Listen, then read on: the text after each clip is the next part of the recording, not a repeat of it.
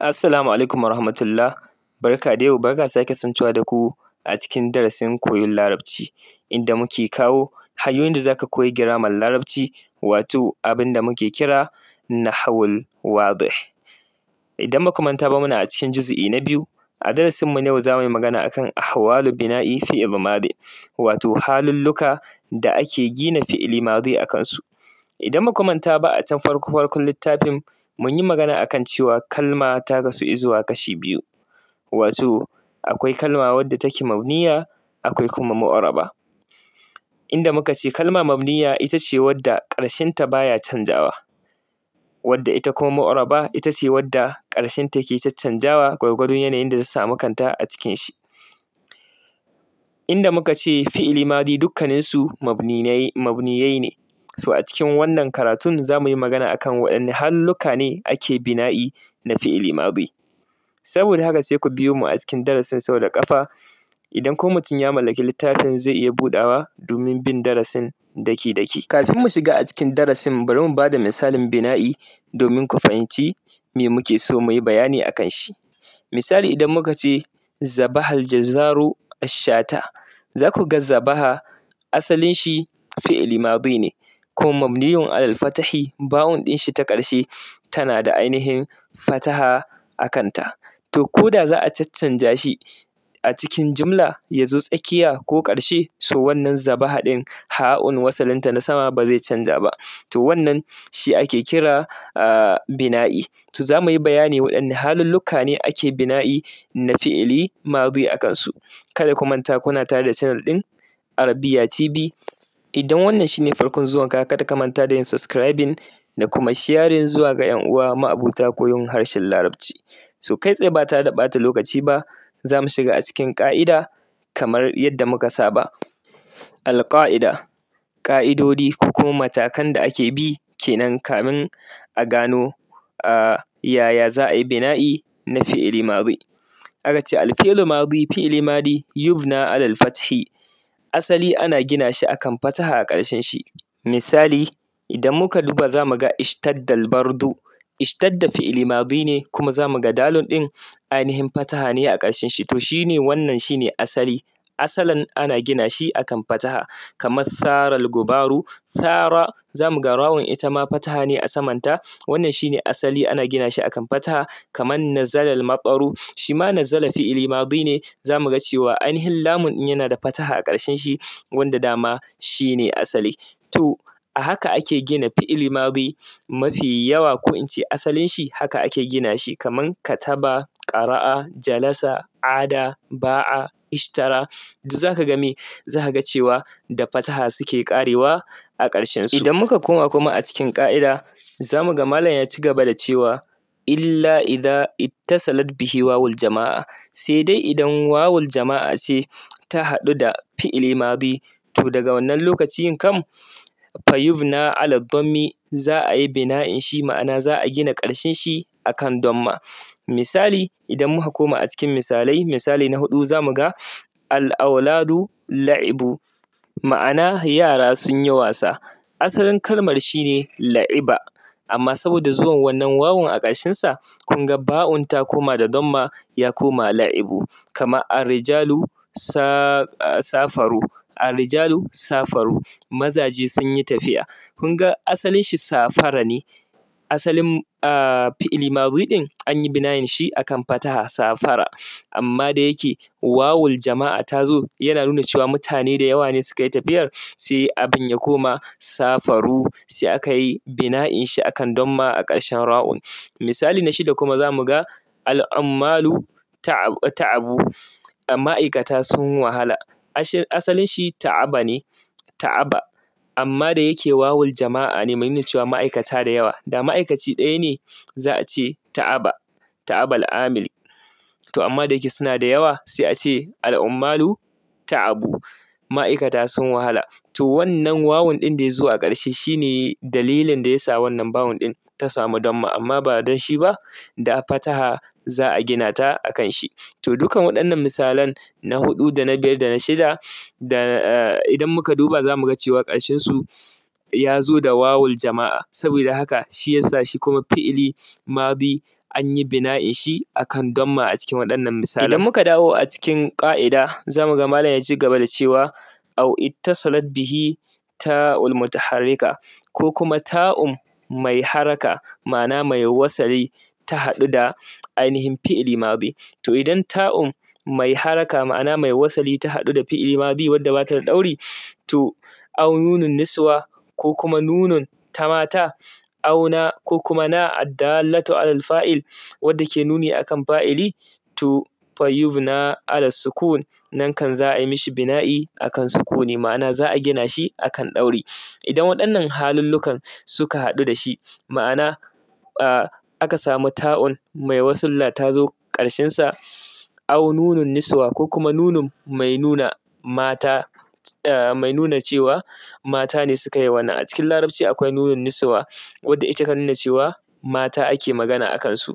Au ma ko kuma harafin ma ya zo addallatu alal fa'il wanda ke nuni akan fa'ili. Harafin na afwan ba ma ne ba na, harafin na fa yubna ala sukun, to duk idan waɗannan suka zo duka za a yi bina'in shi akan ɗauri ma'ana ƙarshen fi'ili madi zai kasance da ɗauri ne. Idan muka koma a cikin misalai muka duba a misali na 7 da na 8 da na 9 za mu ga cewa fatahtul baba, na buɗe ƙofa. Asalin shi fataha ne amma saboda ta'un ta zo a ƙarshe wadda mutaharrika ce ga ta nan da ainihin damma a ƙarshen ta ba sukuni ba, to ya sa ya koma fatah. An yi ma ainihin ha'un ɗin sukuni wanda asalin shi fataha ne, yanzu an yi bina'in shi akan sukuni ya koma fatahtul baba. Idan muka duba kuma misali na 9 za mu ga shi kuma talaqqaftul qurra, shi ma asalin shi talaqqafa ne amma saboda ta'un ta zo mutaharrika sai kuma talaqqaftul qurra.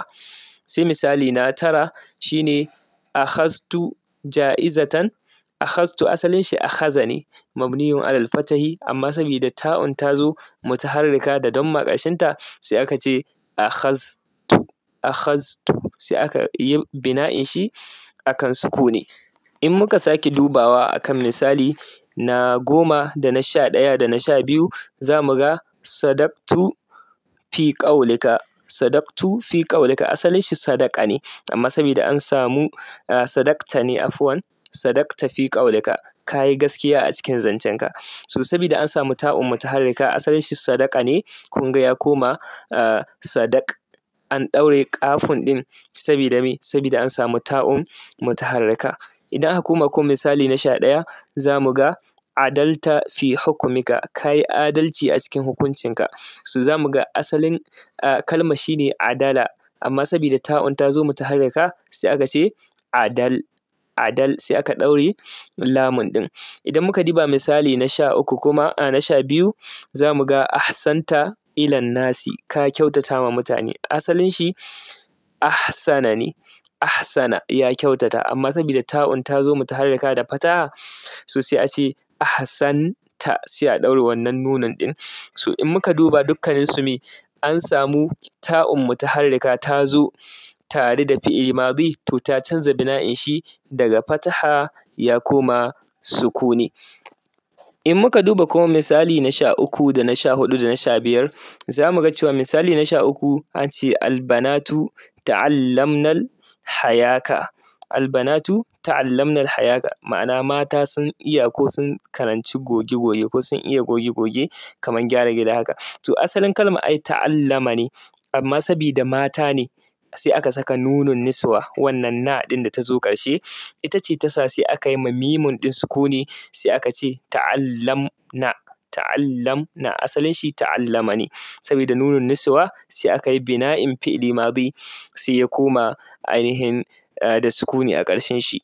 Sai misali na 14 al'ummahatu at'amna auladahunna, iyaye mata suna ciyar da ‘ya'yayensu, suna ciyar da yaransu. Asalin shi at'ama ne amma saboda nunun mai nuna cewa mata ne suke ciyarwar sai ya sa aka ɗaure mimun ɗin aka ce at'amna, asalin shi at'ama yake asalin, wato an yi bina'in shi akan fataha amma saboda nunun niswa ta shigo sai ya canza sai kuma at'amna. Sai misali na 15 alfatayatu rattabnal ma'ida. Alfatayatu rattabnal ma'ida. 'Yan mata sun tsara dining table, abinci akan dining. To asalin shi ai rattaba ne, rattaba ya tsara. To amma kuma sabida mata ne suka yi aikin sai aka ce rattabna sai aka ɗaure bawun ɗin. Sai sabida me? Sabida nunun niswa ta zo sai aka yi bina'in shi akan sukuni, aka yi bina'in fi'ili madi akan sukuni. Idan muka koma kuma a cikin misalai na ƙarshe za mu ga cewa misali na 16 aka ce kharajna ilal huqul. Kharajna ilal huqul. Mun fita zuwa lambu.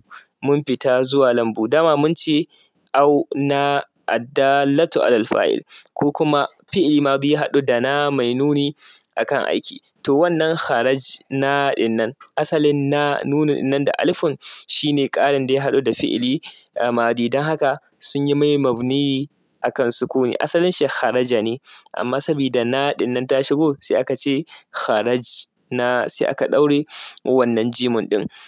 Misali na 17 kuwa aka ce istanshaqna al-hawa an-naqi. Istanshaqna, asalin shi istanshaqa ne, amma sabida nunun ya zo na ɗin nan, nunun da alifun na, sai aka ce istanshaq, sai aka ɗaure wannan ƙafun ne. Aka yi bina'in ta akan sukuni, wanda asalin shi istanshaqa ne, asalin shi bina'i ne akan fataha. So amma sabida na ta zo addallatu alal fa'il, wadda ke nuni akan cewa wanda ya yi aiki, wane ne ya yi aikin? Mu.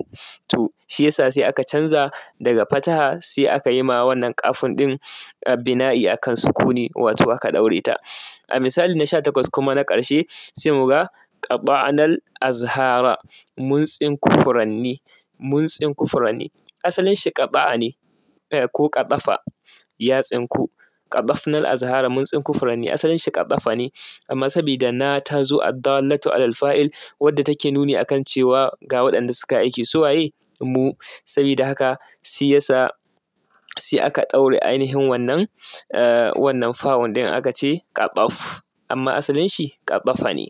To duka a taƙaice karatunmu na yau kenan a cikin wannan ahwalu bina'i fi'il madin, wanda mun duba a cikin misalan farko mun ga cewa asalin fi'ili madi an gina shi ne akan fataha a ƙarshen shi, kamar ishtadda da thara da kuma nazala. Dukkaninsu mun ga cewa fataha shine a ƙarshen su, wanda dama shine asalin fi'ili madi, to ana bina'in shi akan ainihin fataha a ƙarshen shi. Wanda kuma muka ce bayan mun kawo misalai waɗannan, muka kawo sauran misalai cewa idan aka samu cewa wawul jama'a, wawun da take nuna cewa jam'i ta zo ƙarshen wannan fi'ili madi ɗin, to takan gina shi akan damma, kamar la'ibu, ko kuma safaru, ko kuma ta'abu. Dukkaninsu mun ga ainihin zuwan wannan wawun ya sa an yi mishi damma a ƙarshen shi. Sai kuma ainihin misali na 7 da na 8 da na 9 za mu ga cewa mun ce idan aka samu ta'un mutaharrika to tana ɗaure shi fi'ili madi. Ga shi nan duk inda aka samu ta'un, kamar fatahtu da talaqqaftu da akhaztu. Sai misalai ɗa'ifa na ƙarshe za mu ga cewa shi ma misali na 10 da na 11 da ainihin na 12 dukkaninsu an samu ta'un mutaharrika kuma ta ɗaure fi'ili madi, kamar sadaqtu ainihi ne sadaqa ne, da kuma adaltu ainihi ne adala ne, da kuma ahsantu ainihi ne ahsana ne. Amma duka an ɗaure wannan harafin na ƙarshen fi'ili madi. Sai mai ɗa'ifa na 13 da 14 da 15 shi kuma za mu ga cewa albanatu ta'allamna. Za mu ga ta'allamna zuwan nunun niswa. Dama an ce idan nunun niswa ta zo ita ma tana yin sukuni ga ainihin shi fi'ili madi, ma'ana tana gina fi'ili madi akan sukuni, kamar inda aka ce al'ummahatu at'amna, ainihin at'amna shi ma za mu ga cewa ainihin nunun niswa ta zo ta saka fa'un ita ma ta yi sukuni, mimun ta yi sukuni afwan. Sa'annan idan muka diba misali na ƙarshe kamar alfatayanu rattabna, shi ma rattabna ainihin za mu ga cewa an samu sukuni ga wannan ba'un ɗin, wanda asalin shi rattaba ne ko rattaba, sabida zuwan nunun niswa shi ma an samu sukuni gare shi. Sai na ƙarshe wanda shine idan aka samu na ta zo wadda ke nuni akan wanda ya aikata aiki, kamar kharajna, kamar istanshaqna kamat qadafna. So duka anan muka kawo ƙarshen darasin mu na yau, sai ku biyo mu a darasi na gaba. Idan akwai tambaya kuma ku shiga group ɗinmu na WhatsApp ko ku sanar da mu ta comment.